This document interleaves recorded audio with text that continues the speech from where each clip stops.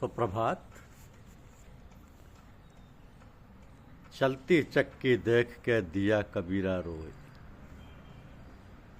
दो पाटन के बीच में साबुत बचा न कोई।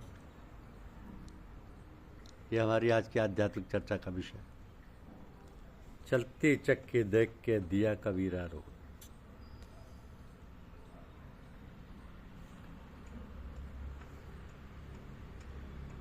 अब की बेरिया चेती है सो साहब का होय, कहे कबीर पुकार के चेते नाही कोई। ऐसी गति संसार की जो गाडर की ठाट, एक पड़ा जही गाड़ में सबे जाए तब बाट। भ्रम का बांधा ये जगत यही विधि आवे जाए, मानुष जन्मई पाई नर काहे को जड़ जाए। एक शीश का मानवा करता बहुतक हीस, लंकापति रावण गया 20 बोझा 10 शीस। एक नाम जाने बिना बूढ़ा मुई संसार, झूठ मूठ कह डारहु मिथ्या ये संसार। झूठा सब संसार है को न अपना मीत, सत्य नाम को जान ले चले सो भौजल बीत।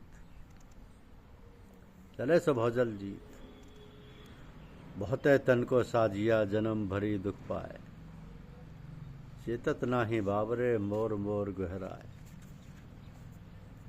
एक दिन ऐसा होएगा को का उका नाय, घर के नारी को कहे तन की नारी जाए। काल चक्र चक्की चले सदा दबसरु रात, सगुन अगुन दुई पाटला तामे जी पिसाद। आसे पासे जो फिरे निपट पिसाबे सोए, किला से लागा रहे ताको बिगन न होए।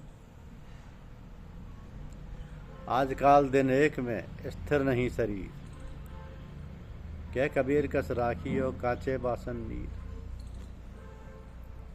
काल हमारे संग रहे कस जीवन की आस,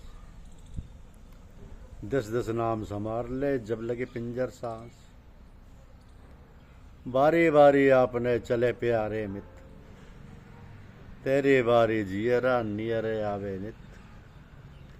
मछली दे छोड़ो नहीं धीमर तेरो काल, जय जय डावर घर करो तई तई मेले जाल। तो जब हम किसी से मिलते हैं और इस प्रकार मिलते हैं कि उसमें और हमें इस प्रकार मिलने वाले में कोई फ़र्क या अंतर नहीं रहता, तब दोनों में किसी प्रकार का भेदभाव नहीं रहता। ये भाव ही नहीं उठता कि ये कौन है हम कौन है, उस पर किसी प्रकार की भिन्नता नहीं रहती। एक प्रकार के आनंद की अनुभूति होती है, एक अद्भुत प्रकार का रस आता है जिसका वर्णन नहीं किया जा सकता। यह अनुभूति तब मालूम होती है जब तीसरा व्यक्ति आ जाए हम दोनों के मध्य, या कोई ऐसी घटना घट जाए जिससे हम दोनों का मन उचाट हो जाए। तब हमें उस स्थिति का भान होता है और ऐसा लगता है कि वे क्षण कितने मधुर स्फूर्ति और आनंद के थे, जब हम दोनों की विचारधारा, हम दोनों का ख्याल एक था। तब हमें किसी दूसरे की, किसी दूसरी चीज़ की चाहना तो दूर रही, कल्पना मात्र भी नहीं थी। तो एक ऐसा अपूर्व आनंद था उस समय, हमें इसका बोध तब होता है। तो ये मायाजाल मोह का फंदा आखिर आया कहाँ से? तो ये विचार ही नहीं उठता हमारे हृदय में। यदि विचार हो और हम उस पर मनन करें तो कुछ प्रकाश मिले। क्या ये जाल बंधन भला कभी कट सकता है? कट तो सकता है, मगर बहुत कठिनाई से। कहीं किसी संत महात्मा के दर्शन हो जाएं तो दर्शन मात्र से ही हमारे अंतर में हलचल मच जाएगी, वो जाल छिन्न भिन्न होने लगेगा और अंतर्द्वंद मच जाएगा। और संत दर्शन यदि नित्य प्रति मिलने लगे तो हमारा कल्याण हो जाएगा। और तो शनै शनै हमारे अंतर की सारी कालिमा, सारे कालुस, सारी दुविधा, सारा द्वैतपन, सारी अहंता ममता धीरे धीरे ऐसे हट जाएगी जैसे जल से कोई फटती है, जल से काई फटती है। जो ही हवा के झोंके लगते हैं काई एक ओर सिमटती जाती है और निर्मल जल जो नीचे छिपा रहता है निकलता आता है। इस प्रकार जब संत दर्शन मिलते हैं और नित्य प्रति का सत्संग होता है तो हमारी आत्मा जो नित्य सत्य निर्मल और विमल है, उस पर से मल विक्षेप और आचरण हटते जाते हैं और आत्मसत्ता अपने असली रूप में सिमटकर सारी व्यर्थ की वस्तुओं को हटाकर अपना निज का साम्राज्य जमा लेती है। और जब हम विशुद्ध रूप में अपने असली भाव में आकर निर्मल बनकर सद्व्यवहार, सत्याचरण, सत्य भाषण व सत्य कर्म में प्रवृत्त होकर सहज स्वरूप व भगवत सत्ता के प्रकटीकरण हेतु बनकर संसार को आलोक प्रदान करने लगते हैं, तो ये सब अनायास ही बिना सोचे विचारे ही नित्य निरंतर स्वाभाविक रूप से होने लगता है। क्योंकि अब आत्मसत्ता में कोई विकृति नहीं रह जाती, नित्य शुद्ध मुक्ति अवस्था रहती है। यही है सत्संग की महिमा। सत्संग तभी मिलेगा जब भगवत कृपा होगी। अतः हमें भगवान से प्रार्थना करनी चाहिए कि हमें ऐसे संत महात्मा से मिला दे जिससे हमें उसके पास पहुंचने का मार्ग मिल जाए।